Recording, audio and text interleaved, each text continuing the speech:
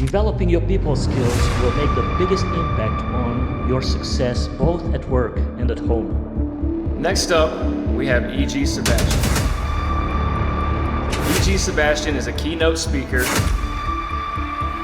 who helps professionals and entrepreneurs tap into their communication superpowers.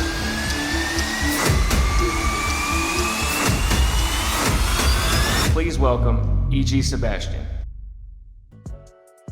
I would like you to raise the 3 cards that describe you best. Fan them out like you in playing cards.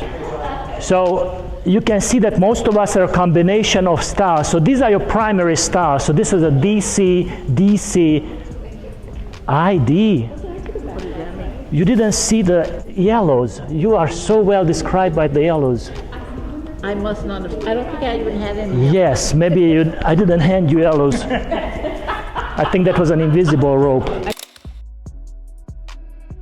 The 5 tools that I shared with you, you can unleash them in yourself with one thing: your words. My challenge to you is to use your words wisely. Speak powerfully. And most importantly, speak with intention. Because words don't just describe your world, they create it. Thank you.